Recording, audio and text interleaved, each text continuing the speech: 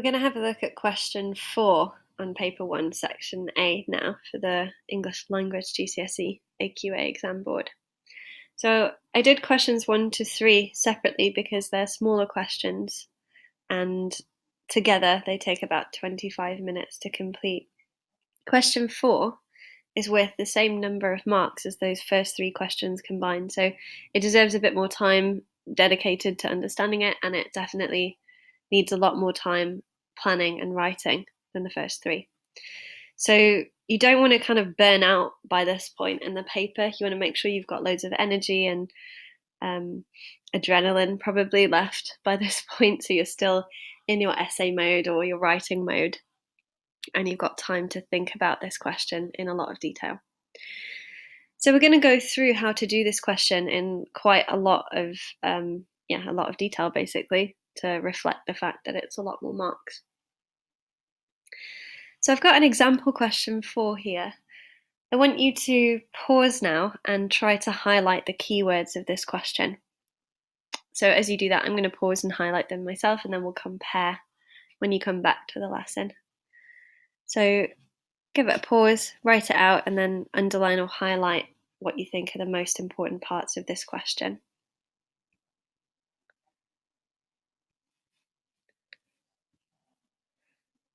So this is my highlighted answer. So I've highlighted the keywords, and I've written them out below as well, so I'm going to just explain them a bit to you, what they mean there. Hopefully you got the same as me.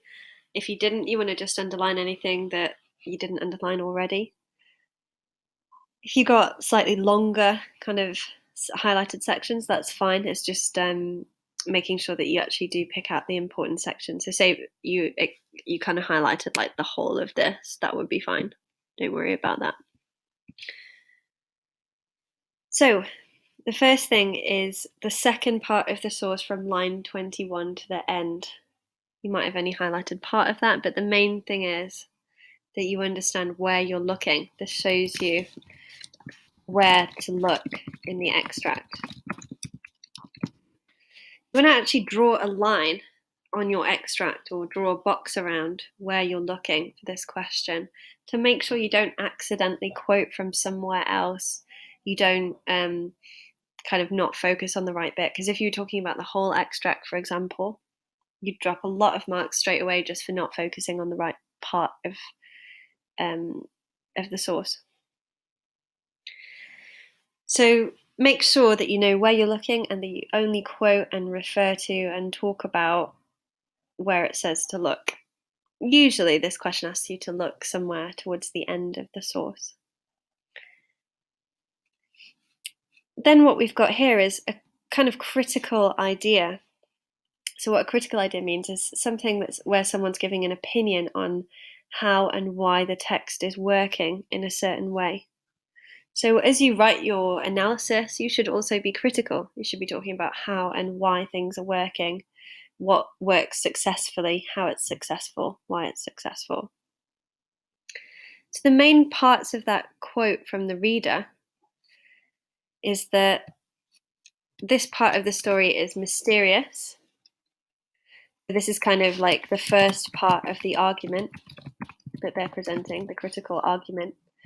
In academia, argument doesn't mean you're angry, it just means you're presenting your opinion.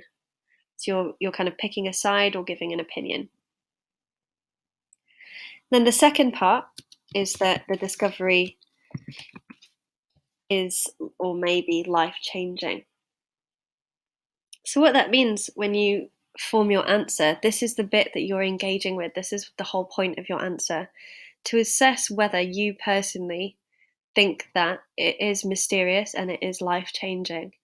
Because it's got 2 parts to this, you could say it's really mysterious but not necessarily life-changing, or you could say it's life-changing but not mysterious, or that it's both, or that it's neither. So when you have more than one part to an argument, you can kind of address each part separately, or you can address them together. You can agree with both, or one, or neither. So picking out the opinions of the critical quote is really important for this question.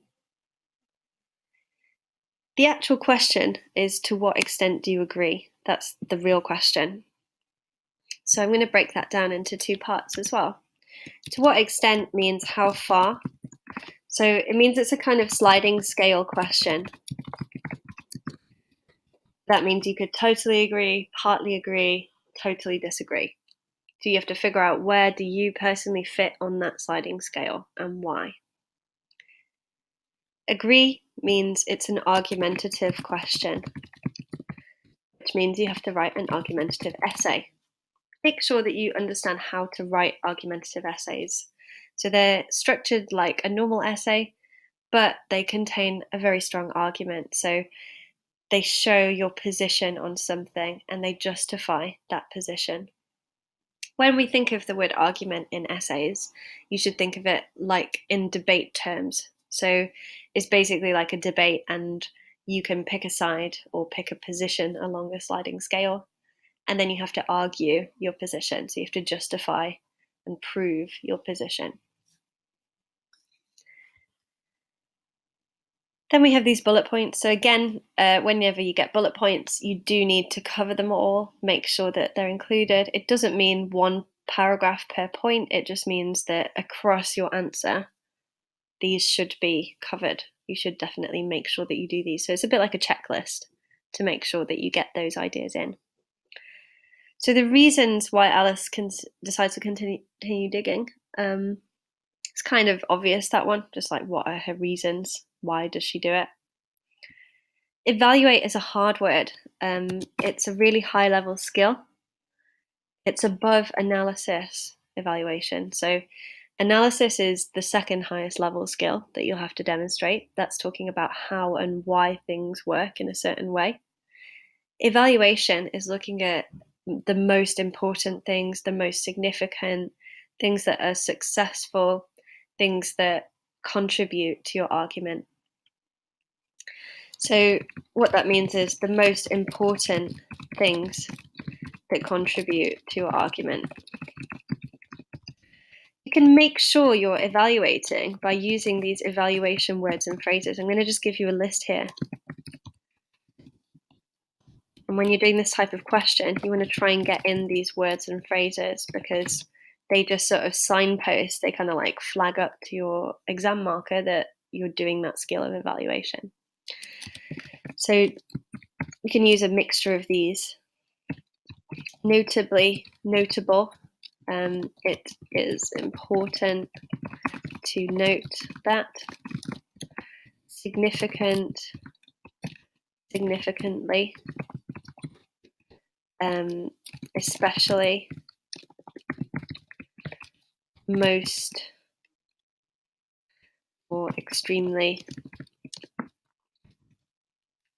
So whenever you're kind of drawing attention to something, usually drawing attention to a piece of evidence that you found, so a reference, a quote, you say that it's notable that the writer uses this word because that does create a very mysterious atmosphere. Or it's important to note that we don't actually know the end of the discovery, but it is suggested that it might be life-changing. So you just weave those words into your essay and automatically you'll start to evaluate. So that's a way to make sure you're ticking that evaluation box, which is one of the highest level skills. If you look at the mark scheme for this question at some point, you'll notice that students who evaluate are going to be in the kind of B to A star grade or the level 7 to level 9 grades. And that's because it's considered a really difficult skill. Sometimes I teach university level students who still struggle with evaluation. So if you can really get used to that early on, that'll kind of serve you well in your A-level subjects and serve you well in your university level subjects as well. And it's across the board an academic skill. So even if you're doing like a science degree, understanding what evaluation is and how to do it is really going to help you with anything to do with science. So it doesn't matter what subject you're doing, they all require evaluation at higher levels. So developing that skill is not just for your English language GCSE, it's really important to anything you do that is school or university or college based. The writer is a bit more simple. That just means focus on the writer's ideas, focus on the writer's techniques. Focus on their intentions as well. What do they intend to do? Like, what are they trying to get the reader to do? How are they trying to make us feel?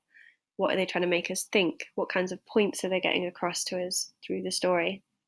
So that's really important, to be sensitive to the writer. That aspect of it is really similar to your questions 2 and 3 on this paper. So again, understanding what writers are doing when they create language and they create stories in a certain way is going to really serve you well for most of this paper. Sense of mystery is just reinforcing the keyword from the argument, the keyword of mysterious. Just making sure that you do engage with that idea. References means quotes or kind of a nod to the text, so talking about a certain bit where something happens. Ideally, quotes are the best type of referencing. When you quote, you should be quite short and to the point, so you don't want to quote an entire sentence or an entire paragraph. You just quote a few words, be really short and specific with your quotes as much as you can. So that's the keywords. Hopefully you understand those. Out of the keywords, if there's anything that you don't quite understand, spend a bit longer thinking about it. Definitely write it out. So evaluate probably is going to be a new-ish idea to most of you. So spend a bit longer with that. Google it as well and just get used to it, or kind of come back to it at a later date and resolve to focus on the skill of evaluation. I have a set of lessons, a course called Academic Writing Skills, where I go through evaluation in a lot of detail. So you might want to look at that as well if you're struggling with what that means or how to do it. It does take time and practice. No one sort of naturally, or not many people naturally evaluate just in their heads, or they find it easy. So don't worry, you're probably quite normal if you find that kind of difficult to get your head around if it's something that you're new to. So we're going to look then at how to structure an argumentative essay now. I'm going to just scroll up a little bit so that we've got some space. Orange. Everything suddenly always goes orange when I start using my highlighter.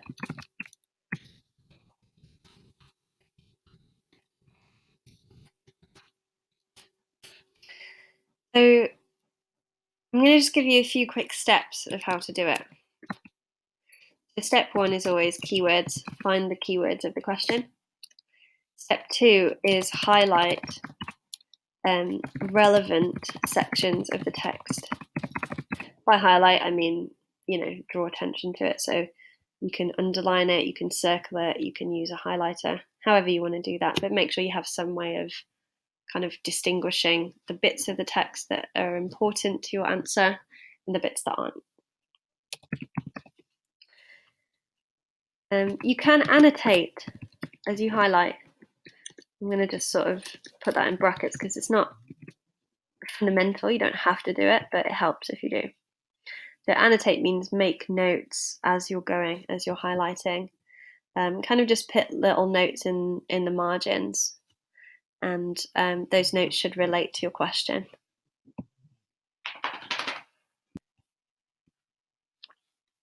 So annotating would be like, maybe you've underlined something that you think is mysterious.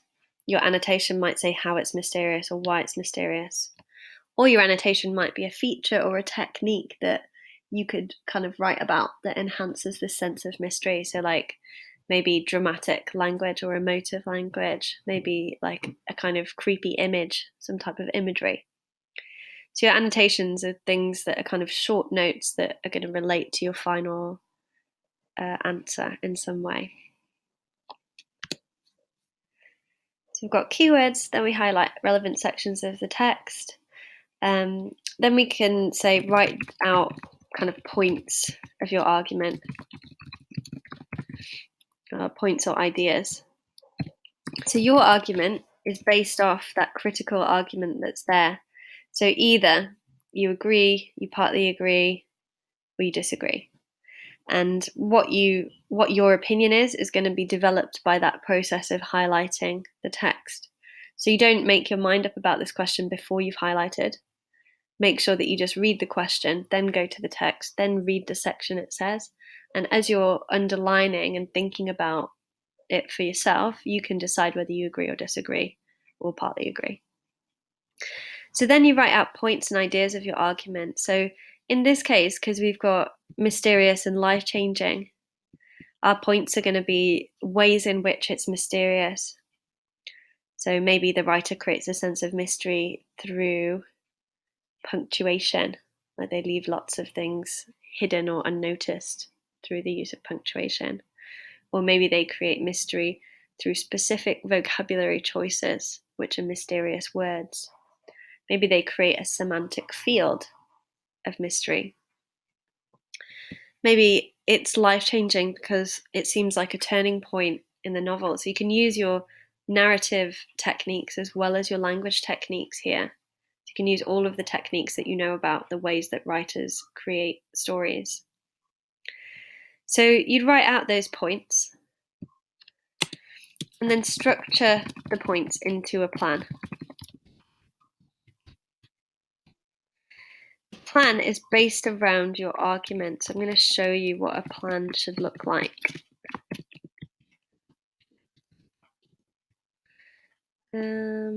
Probably you want 3 middle paragraphs because a 25-minute answer. I'm just going to put the plan here. 25-minute answer isn't that long to write intro, paragraphs, and conclusion. So the intro outlines your argument. So it introduces your ideas and introduces your position. At the end of the intro, you put a thesis. This means your argument specifically.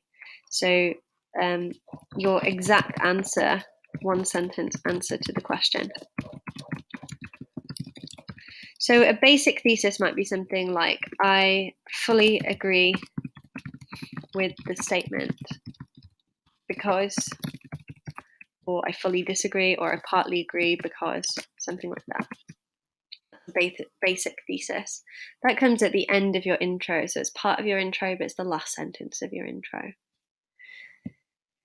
So paragraph 1 would be a point supporting your argument. Paragraph 2 is another point supporting your argument. In paragraph 3, if you can manage, try to do a counter argument. So it's a point against your argument. Not a point against the statement necessarily, just whatever your argument is. So if you disagree, a point against would be actually agreeing with the statement, if that makes sense. So it's always, your points are always supporting your personal opinion. They're not supporting whatever the quote was. So point against your argument and then countered, meaning you look like you're going to disagree with what you've just said, but actually you flip it by the end of that paragraph to make it kind of stronger. So say, I'm going to give you a really silly basic example so I create a very basic argument saying, this is totally off topic, but I'm just showing you how to create like this type of structure. So say the quote was, chocolate is evil. To what extent do you agree? And I love chocolate, so I chose a very easy kind of thing to disagree with. Point 1 would be, chocolate is not evil because it brings many people joy. Point 2 would be, chocolate is not evil because it's delicious. Point 3, which is a counter argument, starts like it's going to agree, but then ends up disagreeing. So point 3 would be, chocolate might seem evil because it's very unhealthy if you eat too much of it, but in small doses, it's never that bad for you, and at the end of the day, it's the sugar in chocolate that's bad, not really the chocolate itself. So that would be a counter argument. So I seem like I'm going against what I've said, but then by the end, I bring it back round to my point of view. If you're really confused or you've never done argumentative writing before, don't worry yet about counter arguments. Get really confident with your basic structure of intro, thesis, points for your argument. And then once you feel really confident with that, start using counter arguments. The top levels will use a counter argument. And then the conclusion just summarizes your strongest points again. By summarize, it doesn't mean it just totally repeats those points. It means that it kind of goes through them in like miniature form. And it restates your thesis at the end. So restate, say again why you agree with the statement or why you disagree or why you partly agree. Restates apparently doesn't have a hyphen in it. So if I was doing this question then, which is a bit harder than the chocolate one, I might say something like, I fully agree with the statement because this seems like a very dramatic moment for the protagonist. Protagonist is the main character. And the sense of drama is heightened by it being a life-changing experience and the mystery surrounding the experience.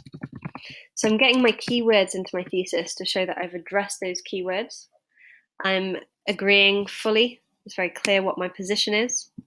And I'm giving an opinion that goes beyond the basic, I just agree. So I'm giving my opinion that kind of supports and strengthens the original critical statement. So it seems like a very dramatic moment. And then because the writer wants to create drama, they have this idea that it's life-changing and they create mystery to make it more dramatic. So I just added in a little bit of my own opinion and mixed that with what's already there. The top level argumentative essays will always do that. They don't just repeat what's there. If you're new to argumentative essays, start by repeating, and then when you're confident, start adding in your own stronger opinions that mix with whatever's there and strengthen it. So if I'm agreeing, my first point might be about how and why the writer creates mystery. That might be my first paragraph. And then my second one might be how and why the writer makes it seem life-changing. So I'm addressing both parts of that question. Counter-argument would be, you could argue that it's not that mysterious, or it's not so mysterious because it depends on the situation really, because we've not actually looked at the text. We can't really go into too much detail. I'm just showing you the overall shape of what you do. So you say, you could argue it's not so mysterious because, think of a reason, and then say, however, and then counter. And then summarize your strongest points again. So this is the basic structure of an essay mixed with the basic structure of an argument, so an argumentative essay. So all essays follow this intro, middle paragraphs, conclusion structure. Argumentative essays follow this intro, argument, support, or break down your argument structure. So hopefully you can see how that is like a normal essay, and then also how specifically that relates to argumentative essays. You want to practice being able to write quite quickly in this question, because writing 3 middle paragraphs plus an intro and conclusion in about 20 minutes, because it should take you about 5 minutes to plan, about 20 minutes to write, that's quite hard. So make sure that you can write at a decent speed. Your intro and conclusion should be about half the size of a middle paragraph, but your middle paragraphs should be quite long really, because the longer they are, the more detail they can explore your argument in. So yeah, you want to practice handwriting, getting good at writing for this question. So hopefully you're feeling a bit more confident about this question 4. Definitely requires a lot of practice. It requires kind of deepening your understanding of how to create arguments.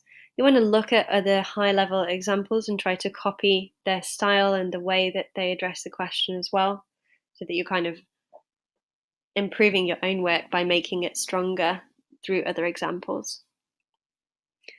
So do practice this question a lot before you take the exam, and make sure you feel really confident about argumentative essays, how to identify and construct arguments. Thanks for listening, and I'll see you soon when we look at the second section of this paper 1. Bye for now.